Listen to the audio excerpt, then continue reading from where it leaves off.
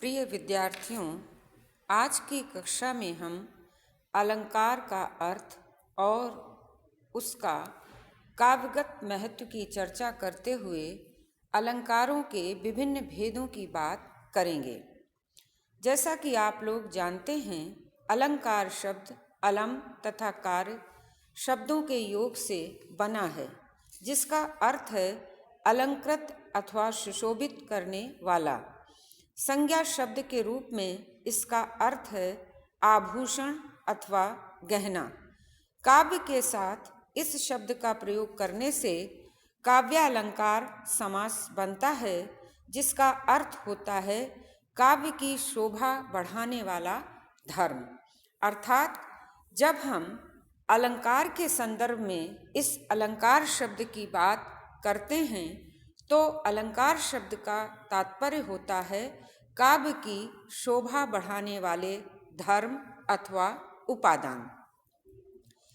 हमारे इस अलंकार शब्द की व्युत्पत्ति दो प्रकार से की जा सकती है।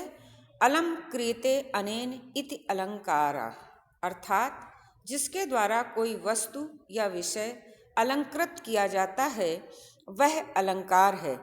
इस व्युत्पत्ति के अनुसार अलंकार एक उपादान या करण है जो किसी को अलंकृत करता है। इससे वस्तु और अलंकार की पृथकता सिद्ध होती है। अलंकार शब्द की दूसरी व्युत्पत्ति इस प्रकार से मानी जाती है, अलम करोति इति अलंकारः, अर्थात जो अलंकृत करता है वह अलंकार है। जो सजाता है, किसी की शोभा को बढ़ाता है, वह अलंकार है। इस व्युत्पत्ति के अनुसार अलंकार वस्तु का अंग अथवा शोभावर्धक धर्म सिद्ध होता है, जिससे वस्तु का सौंदर्य निखरता है। हम यदि अपने साहित्य और साहित्य शास्त्र की बात करें तो कविता अथवा काव्य में अलंकार का महत्व प्रारंभ से ही मान्य रहा है। इसे इस उदाहरण द्वारा समझा जा सकता है कि जिस प्रकार अलंकारों अर्थात आभूषणों को धारण करने से किसी रमणी या स्त्री की सुंदरता और शोभा बढ़ती है, उसी प्रकार काव्य अथवा कविता में भी अलंकारों का प्रयोग करने से उसके शब्दों तथा अर्थों में चमत्कार आता है और उनकी शोभा वृद्धि होती है। आवश्यकता इस बात की है कि अलंकारों का प्रयोग यथास्थान उचित विधि से होना चाहिए, ताकि वे कविता कामनी के सौंदर्य में अभिवृद्धि कर सकें, उसे बोझिल न बनाएं। अलंकारों की सही उपयोगिता और प्रयोजनीयता इसी तथ्य में निहित है।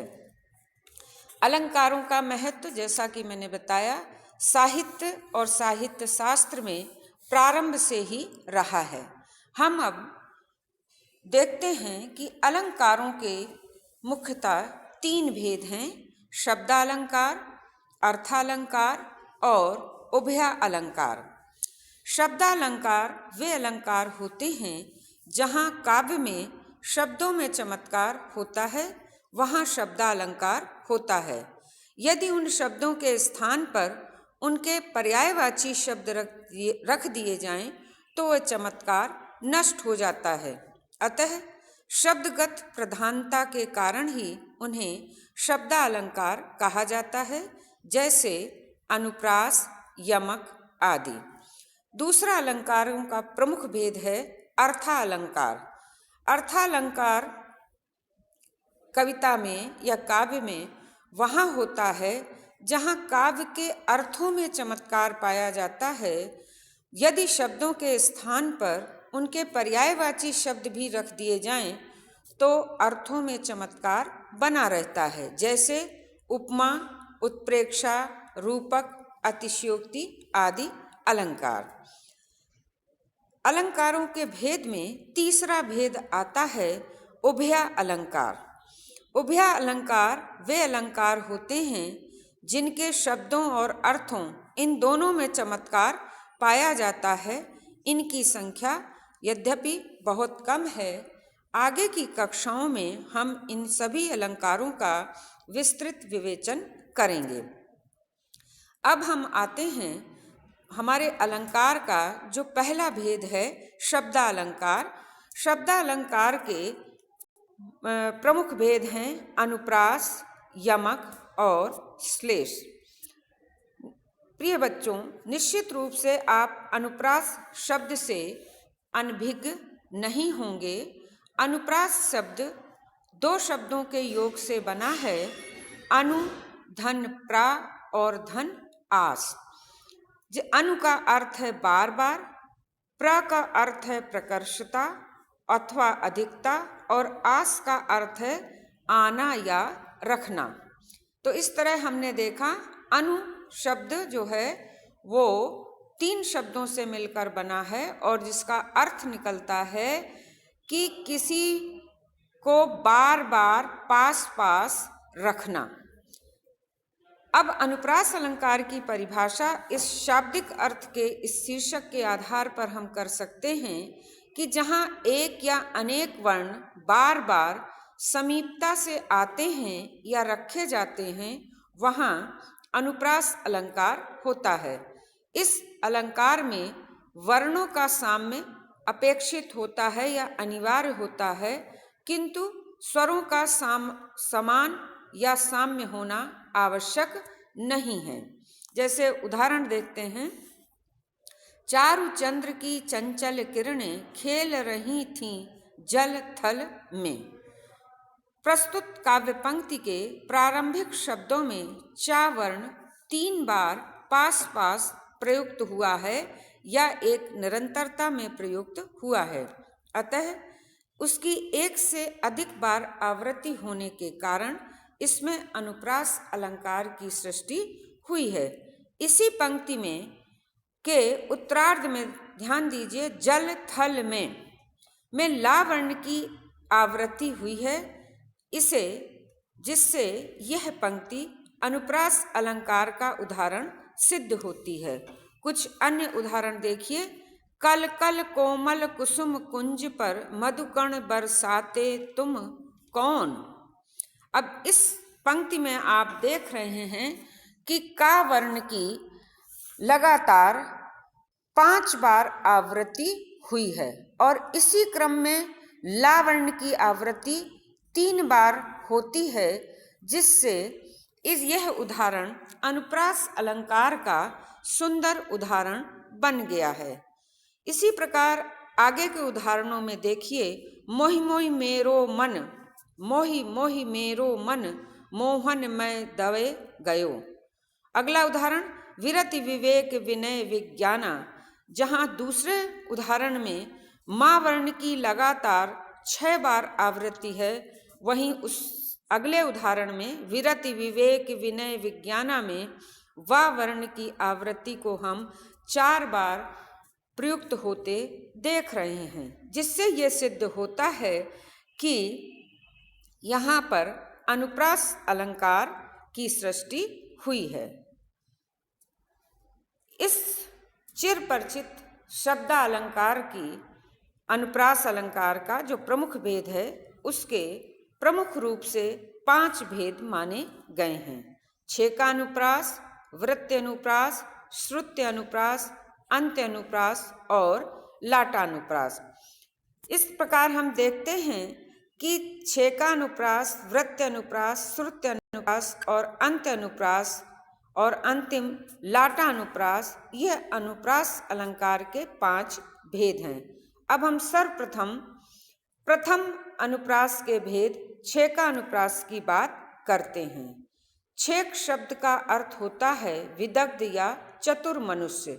चूंकि यह अलंकार छेक अर्थात चतुर जनों को विशेष प्रिय लगता है, अतः इसे छेकानुप्रास कहते हैं।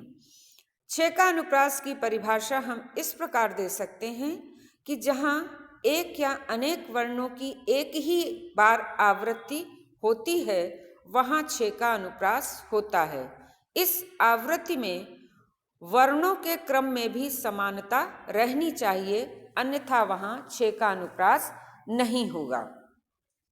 जैसे सर सर शब्दों के प्रयोग में वर्णों के स्वरूप का क्रम विद्यमान है, जबकि सर रस जैसे प्रयोगों में नहीं। यहाँ पर आप ध्यान दें कि जहाँ एक या अनेक वर्णों की एक ही बार आवृत्ति होती है वहाँ छे का अनुप्रास होता है, जबकि अनुप्रास अलंकार की परिभाषा को करते हुए हमने जाना था कि अनुप्रास में एक या अनेक वर्णों की आवृत्ति 2 से बार अधिक हो, लेकिन छे का अनुप्रास में ये थोड़ा सा अंतर है।